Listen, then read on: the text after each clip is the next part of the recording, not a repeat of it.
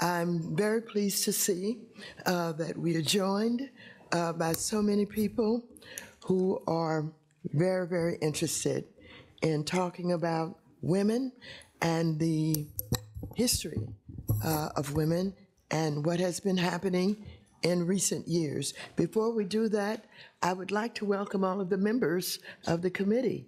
So can we start with Ms. Beatty? Well, firstly, Madam Chairwoman, thank you for joining us. Thank you to our esteemed witnesses being here today and all of those who are gathered to be in the audience. When we talk about Black women, and we talk about Black history and women's month and economic, that's synonymous with Chairwoman Maxine Waters. Amen.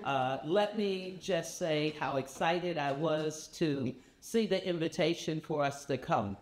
When you talk about history and making a difference, it will go down because history is watching us. That it was Chairwoman Maxine Waters who was bold, courageous enough to say, not just to us and to Black Americans, but to the nation, I will have a subcommittee on diversity and inclusion so we can make sure that we talk about equity. So I thank you for allowing me to be here. I thank you that she also had enough confidence that I was the first ever subcommittee chairwoman of diversity and inclusion.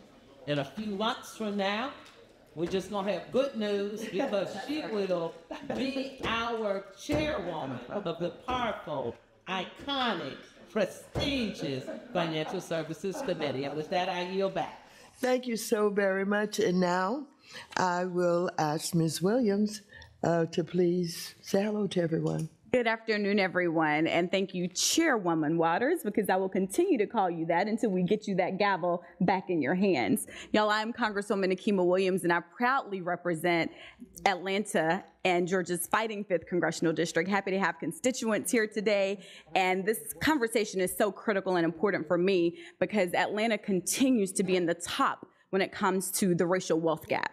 And so when we have people that are fighting, that are doing something, that are leading the way to address these disparities, we have to stand up and stand with you. And so the attacks that are going on, not just in Atlanta, not just Georgia, but across the country, this is the committee, this is the leadership. Chairwoman Maxine Waters stands with you every day, and she leads us to make sure that we are not just having conversations like this, but we have policies to back it up. So when we put that gavel back in her hands, it's gonna be a new day, y'all. Thank you for being here, and I'm looking forward to the conversation. Wow, you can see we're ready. Thank you so very much again for being here, and I welcome everyone. I want to thank you all so very much for your attendance here today at the Financial Services Committee's Women's History Month Roundtable and your collective commitment to diversity, equity, and inclusion in the financial services industry. In 2019, when I became the first Black person and first woman to chair the committee, I created Congress's first ever subcommittee on diversity and inclusion. Our work on this subcommittee exposed inequities in America's housing and financial system, published unprecedented data on diversity and inclusion in the financial services industry, explored policy solutions to address these challenges, and put pressure on companies to make changes to advance racial equity. Through 3 in-depth reports, dozens of hearings, and thoughtful legislation, Democrats led the charge for more diversity in the financial services workforce, corporate boardrooms, and beyond. And our efforts were always driven by the evidence which clearly shows that companies with more diverse executive teams perform better financially than teams that are not. Unfortunately, after winning the majority in the Congress last year, one of the first things that Chair McHenry did was to eliminate the subcommittee on diversity and inclusion. This decision was just the start of an all-out attack on DEI in our committee. And of course, it is not just in our committee where we're seeing this kind of backlash on the progress and public awareness of DEI. Extreme MAGA Republicans are using this same playbook all across the country, and one of their most effective and potent tools is the legal system, starting with the Supreme Court's reversal of affirmative action in higher education. Conservative groups like America First Legal are behind several pending lawsuits to undermine the programs aimed at closing the racial wealth gap and providing people of color with access to spaces that they have been historically excluded from. The Fearless Fund, which is the first Black woman-run venture capital firm solely dedicated to funding women, is currently being sued for its grant program. Morgan Stanley and Progressive Insurance Company are currently facing lawsuits for their DEI programs. The Minority Business Development Agency, which is the sole federal agency that exists to promote the growth of minority-owned businesses, and which I helped to codify in 2021 as part of President Biden's bipartisan infrastructure legislation that has been ordered to serve white majority-owned businesses in addition to minority-owned businesses by a federal judge in Texas. That's not all.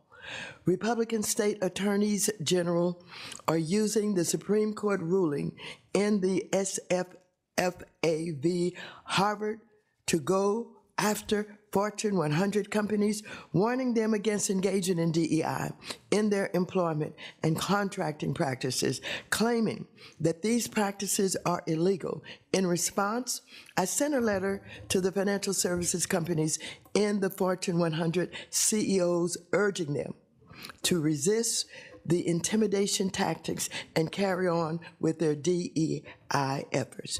DEI initiatives have been effective at giving underserved communities a more level playing field to excel and accomplish professional and economic success. This is called equity, not reverse racism. For those who claim to care about America's global economic power, they must understand that fighting for a more equitable future through DEI initiatives is critical to the economic well-being of all Americans. Women and people of color need inclusive, intentional, and genuine representation. Fortunately, there are a number of nonprofits and other women-focused organizations and women leaders like the ones on this panel today rising to the challenge and expanding opportunities for women and people of color. These 4 women here with us today are resilient, authentic, and aspirational. Despite the challenges they face, they are relentless in their efforts to build a more robust pipeline of upwardly mobile women of color, uplifting the next generation to look beyond the status quo to what is possible. Thank you again to all of our panelists for joining us today, and I look forward to having an insightful and impactful conversation on DEI. I would like to remind members that today's roundtable is open to the public and will be live streamed. I'm very pleased to have with us today Arian Simone, who is the co-founder and CEO of the Fearless Fund, the nation's first venture capital firm founded by Black women that invests exclusively in companies owned by women.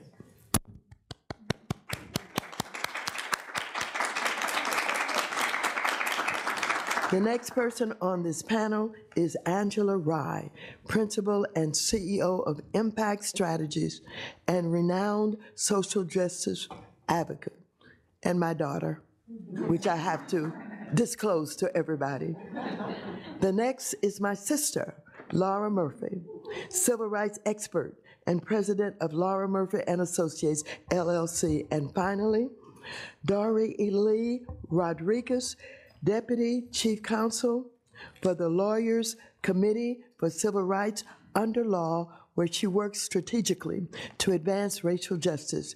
Thank you all for joining us. Thank you so very much. Ms. Simone, I will go to you first for your opening remarks. I just want to say thank you for this opportunity to be here. I'm Arian Simone. I serve as the CEO and founding partner of the Fearless Fund. And as you stated, the nation's first venture capital firm built by women of color for women of color. I'm honored to be here today. We were recently, as you stated, sued for alleged discrimination, which was beyond disturbing to me. The plaintiffs filed 3 things against 4 of my companies: a preliminary injunction to stop one of the grant programs, a lawsuit itself, which is the complaint, and a temporary restraining order to put us out of business by August 17th, 2023. We got the temporary restraining order withdrawn, and we have been in court fighting the preliminary injunction, and we are waiting for the appeals court to issue a ruling if we can continue our program or not. Well, thank you very much for getting us started here. And next, I'm going to call on Ms. Rye for your opening remarks. Okay, mine will be closer to 5 minutes. Can you all hear me? Yes. Yours was loud and I can't hear mine. Okay, you want it? No. I had a little bit of feedback. In fact, I'll give you mine. Good afternoon to every member of Congress present, to the staff. I have to say it is amazing to see a dais full of women of color in Women's History Month and right on the heels of Black History Month, and to be sitting at this tremendous table next to my mentor, someone who I couldn't wait to meet, and a very brilliant attorney.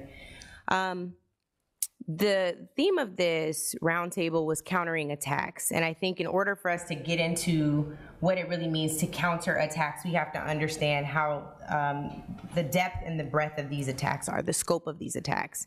So we understand that DEI, diversity, equity, and inclusion are being attacked on multiple levels: the public sector, the local, state, and federal level, the private sector, and in education. And if we're honest, I think we can acknowledge that this didn't begin with MAGA.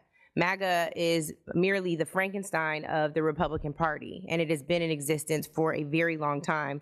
I am biased to the West Coast, and so the 2 examples that I have of a well thought out intentional attack is where I'm from. In Washington in 1998, there was Initiative 200 to reverse affirmative action. And in California, which I'm partially from, in 1996, there was Proposition 209. I am not celebrating these, I'm just merely stating that they have been planning this for some time. And unfortunately, those who are progressively minded have been caught on their heels despite seeing these attacks for some time. So from access to health care to affirmative action, from Stop Woke to Alabama Senate Bill 129, from hair to history and what they've deemed as our handouts, from access to health care to affirmative action, from venture to voting rights, and federal contracting to the Fearless Fund, we are facing unprecedented attacks. The American Alliance for Equal Rights to America First Legal, they've been striving to take us to pre-1950, which is when most folks who support the Make America Great Again agenda say America was at its best. Pre-1950. They've been striving, I would argue, to take us back even further to right before Reconstruction. And I think the thing that we really have to address is that the real elephant in the room with us is equity. The fact that they cannot bear to see us be on equal footing. It's not that the attacks or discriminatory practices are new. They do seem to, though, be testing the standard, which is intention, and they're testing that standard with all-out viciousness. Anti-DEI on the state level is hitting us in more than 30 states with more than 100 measures. Many of these have been passed, yet to be implemented in several ways, but at least 8 of them have been implemented. And again, we know the most recent is Florida and Alabama just last week. What is remarkable to me is that while we were in the midst of a pandemic, as we all know, we watched our dear brother George Floyd be murdered on camera for 9 minutes and 30 seconds. And in the moment where people were forced to look at it and not look away, because there was nowhere to turn in the midst of a pandemic. What we realized, or I think we all knew, but what most of America had to realize and come to terms with is the fact that the pandemic wasn't just coronavirus. It was also a decades and centuries long battle with racism. 400 years to be exact, and counting. While the response was a good one, relatively speaking, of course there were convictions on the criminal side, but corporate America, the public sector, turned to what happened after George Floyd said, we have to do something. So we were met with $60 billion of commitments from corporate America, which later turned to $340 billion in commitments. And now, as equity is under attack, most of them could not wait to get out of those commitments without being accountable even to what they said they would do. They were like, you know what, we'll throw this aside because we never wanted to do it anyway. And at some point, we got to get out of this white guilt. It is really uncomfortable. So now we are still experiencing the impacts of the most brutal boomerang effect. And despite us having every right to get our companies funded, to be paid equitably, to be sitting in boardrooms, occupying board seats, and in the C-suite, and of course to sit in classrooms, we are experiencing another unprecedented attack in the highest court of the land, thanks to someone who also benefited from affirmative action, Clarence Thomas. I wish it was funny. I really do. But if we built the table and the chairs, I see no reason why we should have to ask for a seat. Thank you. Thank you very much, Ms. Rye. We will go next to Ms. Murphy for your opening remarks. Thank you. Thank you, Chairwoman Waters. Having worked with you for many years, I know how hard you fought for justice, equity, and inclusion, especially in your leadership role on the House Financial Services Committee. Thank you so much for all that you have done for our nation. I'm here to discuss three things. One, civil rights audits as distinct from corporate diversity, equity, and inclusion policies. Two, what civil rights or racial equity audits are designed to do. And three, why such audits make business sense. Civil rights are rights guaranteed and protected by the U.S. Constitution, federal laws enacted by Congress. They are designed to combat discrimination, guarantee equal opportunity and equal protection under the law, and to stop harm based on race, religion, age, sex, disability, national origin, sexual orientation, gender identity, and other categories. Our civil rights laws apply both to government action and the actions of businesses. The Supreme Court's decision in Students for Fair Admissions versus Harvard weakened the use of race in college admissions, but it did not invalidate our civil rights laws or the reasons for their existence. Civil rights audits are designed to go far beyond diversity, equity, and inclusion practices.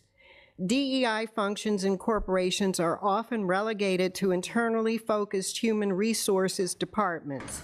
Individuals in those departments do not have the power, oftentimes, for example, over whether a bank locates branches in low-income communities, steers subprime mortgages to people of color, or uses biased algorithms to grant small business loans. A civil rights audit is a holistic examination of significant civil rights and racial equity issues that may exist in a company both internally and externally. Auditors with civil rights expertise assess a company's business practices, policies, products, and services to determine if and how those components perpetuate discrimination. The auditors work with the company to issue a public report to, hold on one second. The allergies are getting to me. Thank you. They issue a public report to provide a blueprint for concrete corrective action and to ensure that structures are in place to implement changes and prevent future civil rights harms. I conducted pioneering civil rights audits of 2 U.S. corporations. The first was for Airbnb in 2016, and the second was of Facebook from 2018 to 2020. My reports for both companies are available online. After those audits, I also wrote a report in 2021 outlining how civil rights audits should be conducted, entitled The Rationale for and Key Elements of a Business Civil Rights Audit. And that's also available online. And I have to digress because this wonderful leader put Mark Zuckerberg on the firing line, asked him if he even knew my name, and that kicked the civil rights audit of Facebook into much higher gear. Your oversight role in Congress is stupendous, and I'm grateful to you. And it led to real changes in settling lawsuits having to do with advertising bias in housing, employment, and credit. So you've had a great impact through these audits, so thank you. I had to say that. Some 30 corporations have engaged or are in the process of engaging in civil rights audits. These have come about because of pressure from a variety of sources, including consumer complaints, social justice groups, members of Congress, and shareholder activist funds. Many shareholder proposals for racial equity civil rights audits met with success in the 2022 proxy season, but they saw a precipitous decline in 2023 in terms of the number of proposals and the level of support for them. The shareholder advocacy group Majority Action has just issued a report documenting the major asset management firms that have reversed course on civil rights and racial equity audits, people like BlackRock, groups like BlackRock. Corporations and asset managers that turn their back on civil rights audits are abandoning their responsibilities to shareholders and customers, and I would argue abandoning their fiduciary responsibilities. Businesses and stakeholders need to confront the challenges resulting from our country's legacy of systemic racism and other structural forms of discrimination. When problems of corporate discrimination go unchecked, it leads to legal, political, reputational, and operational problems. It hampers productivity, it turns away consumers, and it weakens workforce talent. While I would love businesses to conduct civil rights audits out of the goodness of their hearts, conducting such audits should happen because they make business sense. As the nation's population becomes more people of color than white by the year 2050, and as companies try to expand to diverse global markets, problems like systemic racism only hamper market access, productivity, and profitability. Multicultural populations will only expand in influence. It is essential that corporate America face and fix discrimination issues for their businesses to survive. Thank you. Thank you very much. And now we'll go to Ms. Rodriguez for your opening remarks. Thank you, Chair. Thank you, Chairwoman Waters, for the invitation. It's a real honor to be here. I am Dariely Rodriguez, Deputy Chief Counsel with the Lawyers Committee for Civil Rights Under Law. And last year, we know that the Supreme Court held that the UNC and Harvard's affirmative action programs, which considered race as one factor of many as part of a holistic admissions process, violated the Equal Protection Clause. The Lawyers Committee represented multiracial groups of students and alumni from UNC and Harvard. The Lawyers Committee is the only civil rights organization that litigated both cases since their inception, and was also the only organization that presented oral argument in the Supreme Court. The Supreme Court's ruling undermines equal opportunity by significantly limiting the circumstances in which race can be used in higher education admissions. However, even before the ruling came down, at the Lawyers Committee, we started thinking about the implications of a negative ruling in areas outside of higher education admissions. We knew that fallout from the decisions had the potential to undermine race-conscious and racial equity programs across industries. And unfortunately, our prediction was true. Since the ruling, there has been a coordinated attack on workplace efforts designed to advance diversity, equity, and inclusion. This backlash, as many have already stated, comes after corporations made unprecedented commitments to advancing racial equity after George Floyd's murder in 2020. Interestingly, recent analysis shows that in 2021, among 88 companies in the S&P 500, 94% of the increase in the headcount went to people of color. So this shows that when you put pressure on businesses, they really start analyzing and start making progress. We are now seeing rollbacks in this progress. In response, the Lawyers Committee has launched a comprehensive strategy to combat fallout from the adverse rulings and subsequent attacks in other sectors. I have been personally deputized to oversee this cross-disciplinary strategy, which has included engaging in impact litigation. For example, we led the civil rights amicus brief in the Fearless Fund case, engaging in extensive policy advocacy, as well as outreach and education to various sectors, including the corporate, philanthropic, and nonprofit sectors, about how to navigate this moment and how to continue advancing racial equity in legally defensible ways.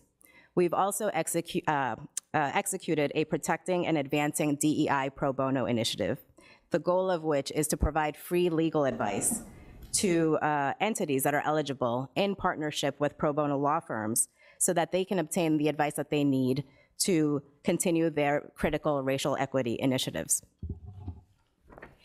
In advising various entities engaged in efforts to advance racial equity, we know firsthand the immense impact that these programs are making on the lives of Black people and other people of color across the country. And in speaking with leaders from various sectors, I know personally that there has been a strong inclination to overreact to the attacks to DEI programs and voluntarily roll back such critical efforts. We cannot do our opponents' work for them. Employers still have a duty, an affirmative duty, to prevent and correct discrimination in the workplace.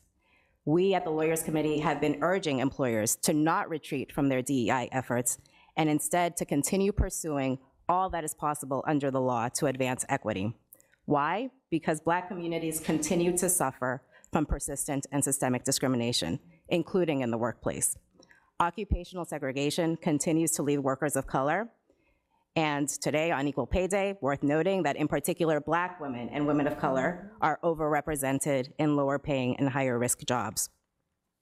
We have been urging businesses to stay the course because we know that DEI programs advance equity and inclusion, and these programs are good for business, they're good for workers, and they benefit our entire country. In this moment, we applaud the work that you all are doing to hold companies accountable, to ensure that they continue to do this work. And we ask Congress to continue to push back against the overcorrection and the overreaction that we are seeing across industries. We ask that you hold hearings and briefings to highlight the systemic barriers that Black workers and workers of color continue to face in the workplace, and to highlight lawful employer and corporate policies that have been successful in minimizing these barriers and creating more inclusive workplaces. We also call on Congress to make clear that programs that advance racial equity are not discriminatory, but instead they are necessary for our country and the economic well-being of all of our communities. Finally, we call on Congress to ensure federal anti-discrimination agencies have the appropriations that they need to forcefully combat systemic discrimination across sectors. Again, thank you for giving me the opportunity to address these issues. Wow, thank you so very much, all of our panelists, for your opening statements. I would love to have had the time to spend a few days with you talking about the issues in the way that you have had to confront them, whether it's talking about how do you amass venture capital, whether or not a young, brilliant lawyer who has worked in the streets of Los Angeles with gang members have the time to give to this effort, given any career that you could have chosen. Why someone who is a civil rights leader, having led the ACLU, is still doing it and working at civil rights issues. And hello, how are you? Good to see you. Mr. Cleaver is here. Please welcome him also. And Ms. Rodriguez, thank you for using your lawyer skills on behalf of all of us and dealing with an issue that confronts us today that's been identified by everybody that requires so much work and so much commitment. Thank you all. Let's give them all a big round of applause. Now I would like to open up the Q&A portion of our roundtable with a few questions, and then we're going to call on other members to be recognized for any questions they may have. But before I do that, I think that Mr. Cleaver should have an opening statement also. Please. Thank you for being here. Give him a round of applause for thanking you, okay? Thank you. All right, Mr. Cleaver, I'm going to go right to a couple of questions before I turn it over to the other members here. Republicans have spent years perfecting their playbook to roll back racial progress through concerted attacks on diversity, equity, and inclusion initiatives. Unfortunately, these efforts to strip power from Black communities are making headway in the face of a widening racial wealth gap and heightened inequality. We should be deeply concerned about what this means for the economic opportunities for people of color. Ms. Rye, what do you think about that? If I can, Chairwoman Waters, I would like to yield my time to this brilliant venture capitalist to my right. I believe this format is a little different than normal, so I want to make sure she has the opportunity to be heard too. She has a lot of wisdom, and so I want to defer to her first, if that's okay. Well, thank you very, very much. Go right ahead, Ms. Simone. No, thank you, and she is definitely correct. Had I known I had more time, Chairwoman Waters, I would have took up all the time. Yes, when it comes to venture capital, the disparities that exist in this space are very alarming. Black people collectively receive less than 1% of venture capital funding. The industry I work in is a $62 trillion industry. The investors are 92% white male. I do believe that if we can diversify the investors, we can diversify the investments. As of recent, the numbers showed up in Crunchbase last week that the numbers have declined drastically for Black people receiving funding by 70%. And in the city of Atlanta that I reside, Black people are at a decline of 79%. Yes, this is very alarming, especially after June 2nd, 2020, when we saw all of the Black squares take place on social media. We do not see any of that energy currently. My company in particular is backed by JP Chase, MasterCard, PayPal Ventures, Bank of America, Ally Bank, and so many more that have been silent during this time. But we're very loud, June 2020. Prior to the Fearless Fund's existence, Black women in particular were raising an average of $30,000 for their businesses. After our existence, we came on the scene cutting 7-figure checks. We have raised almost $100 million. Ooh. But I'm going to give you an applause whether anybody else applauds with me. Thank you so very much. Thank you. And it is unfortunate that we are experiencing these attacks. They're using litigation as a way to eliminate diversity. We are inaugural defendants of one of the most defining lawsuits of our time. This is not about us. They are literally trying to make what we do day to day by funding women and people of color illegal. In court, the plaintiffs had the audacity to refer to my business as the whites only sign during the segregated period in this country. I said, this is not correct. That sign was used to oppress, and I'm not sure what disparity that sign was used to meet. We are in existence to meet a disparity. Again, we make up over, as women of color, 20% of the US population and receive less than 0.39% of the funding. As everybody has stated here today, diversity is good business. If the only color people are concerned about is green, it makes sense. So that tells me, if the stats say that the mission of oppression and suppression is greater than the mission of making money, which does not add up in a capitalistic society. So my ask here also today, and I know I was supposed to be answering your question, Chairman Waters, but like I said, had I known I had the floor, I would definitely take it all. My ask here today is to get assistance on an offensive strategy. We need policy that protects our access to capital. We need policies that have minority mandates that state that the people in this country will receive access to capital according to the demographics in which they play and exist in this country. We need accountability held for all these corporations making public commitments to the Black community that they have not fulfilled. And though this is not for this panel, we're gonna need help legally for counter lawsuits. I'm tired of being on the defensive. It's time to get on the offensive. And that's why I'm here today, and those are my asks. Well, thank you so very, very much. Before we go to the next panelist for a question, Ms. Sylvia Garcia entered the room. Ms. Garcia, would you like to have a few minutes for an opening statement? Well, I think in the interest of time, no. But I do want to thank all the panelists and for being here, particularly the investment banker, because I know how hard it is. I was city controller in Houston, and I still remember the first time I walked on the floor, the trading floor there at the stock exchange. A sea of white guys with short sleeve shirts, white shirts, and just a little tie. Y'all are laughing. I'm showing my age, maybe a little bit. But, you know, and then the last time I was there, which was probably maybe 5, 6 years ago, you know, not too much has changed. Not too much. There's a few minority men, maybe a few white women, but there's still not enough of us there. So thank you for being here and speaking up. And as a lawyer, I applaud you and do seek out that legal advice, because lawyers can make a lot of good social change. I graduated from the Thurgood Marshall School of Law from a historically Black college in Houston. And that's one thing that he always talked about, was lawyers are for social change.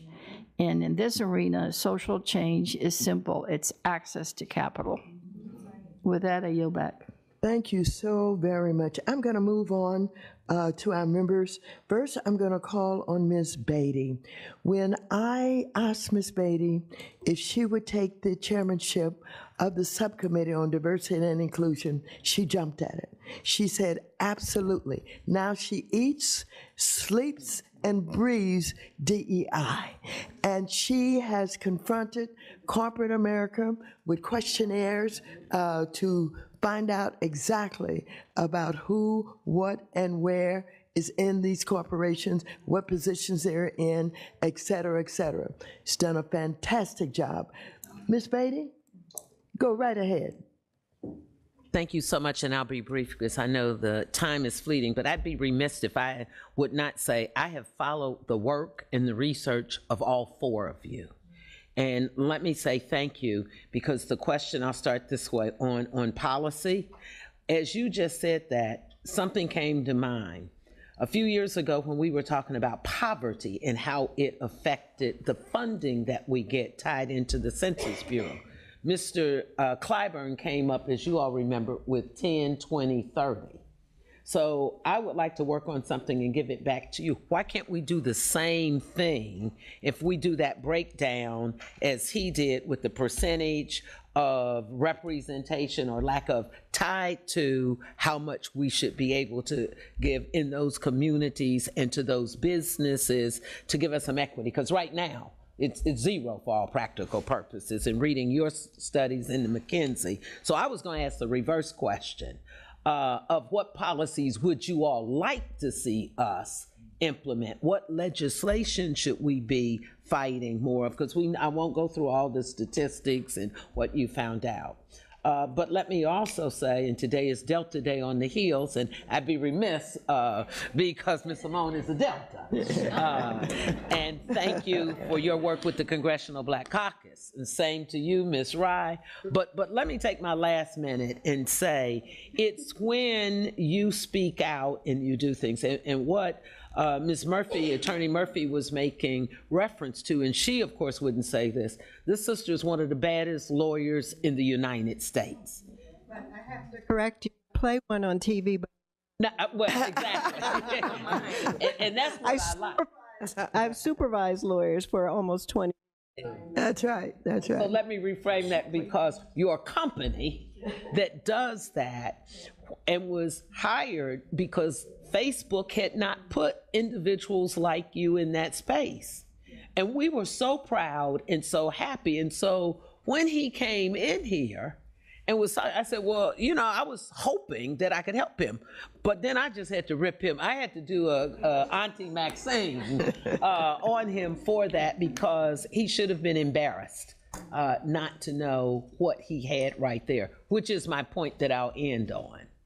How do we make sure that we do a better job? Because the first thing we hear is we can't find them. When we're talking about double and triple digit millions of dollars, whether it's someone to be in the C-suite, on the boards, whether it's getting access to capital, they always want to act like we don't qualify and what we can't do. And here's 4 examples right here of why we should be in the room more. So you don't have to answer it now, so we can go to someone else. But what I'd like to know is for you all to share with us legislation, partnerships, or what voices do you want us? We took on the business roundtable because of, I'm going to call you speaker now, because of Chairwoman Waters.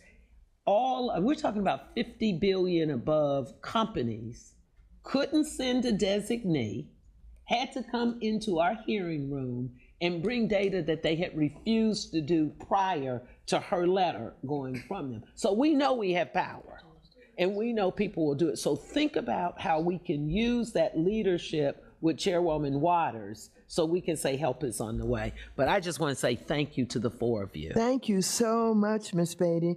Now, Mr. Cleaver, who is a member of the committee and chairs one of the subcommittee with housing, comes from a time when he talked about poverty and living in public housing. He served as a mayor, and he's worked with a lot of issues like CDBG, on and on and on. Mr. Cleaver. Thank you, Madam Chair. Let me just respect.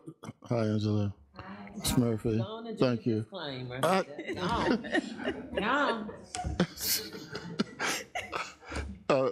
Angela. It's good to see you. Angela's Angela is like my family. Yeah, like my family.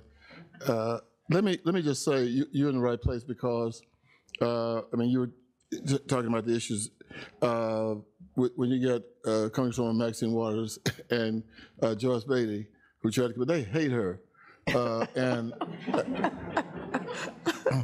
I wasn't supposed to say that. Okay, you know, and the problems are mammoth, but when our chairperson started the diversity committee, it opened up a whole new world, and I think, you know, I think in January we'll be in a position, I think, where Ms. Beatty will be back, and we have a lot of things that we were all working on, and I think she did a magnificent job, and our visionary who did it, I didn't know how it was going to work, but it has, and as I said, they hate her, and so that means hate. That means that you know, she's doing it right. So thank you, Madam Chair. Thank you. You're so welcome. Ms. Williams, I'd like to call on you. Ms. Williams, your sister's from Georgia also, and certainly you got to know each other better and get to understand what she's doing with venture capital. But I want to tell you, this is a young woman who came to our committee absolutely committed, hit the ground running, and is aligned with us in ways that helps us to move whatever we're moving. And when we take back the House and we're able to put legislation that you're referring to on Biden's desk, it'll be because we have young people like this who joined us and stepped in right away. Thank you, Ms. Williams. Thank you so much, Chairwoman Waters. And y'all, votes have been called, and I'm still a new-ish member, so I get a little nervous when that clock is ticking down. So I will be brief because I came today to listen, but something stuck with me, Ms. Rodriguez. You said we cannot do our opponents' work for them, and that really stuck in my mind, because that is what I wanted to hear more of from a legal strategy and a policy piece. What is it that you need to see so that we are doing our part and not doing our opponents' work for them? That really stuck in my mind today. Yes, I would love to hear about that. Ms. Beatty is tracking the vote, so I'm gonna follow her lead. I get to serve on this committee, y'all, with so much wisdom and leadership, and I take it in every day because not every new member of Congress gets this opportunity, and I am so grateful for what I have learned in just 3 short years on this committee under your leadership, Chairwoman. And so I am here to listen and would love to hear more from you on the strategy and what we need to be doing here as leaders in this space, because we cannot do our opponents' work for them. Well, thank you so very much, Ms. Williams. We have to go and take a vote, but let me just conclude by saying, first of all, you've got to have the confidence that we can close this wealth gap. You can't be afraid of anybody. You've got to take on whomever and whatever tries to impede our ability to close this wealth gap. We deserve it. We've worked for it. It can happen. So each of you are working in this space in different ways. I appreciate you. I honor you. Let's keep going, and we'll have plenty to put on the president's desk. I mean, President Biden. Yeah. Thank you very much for being here, everybody.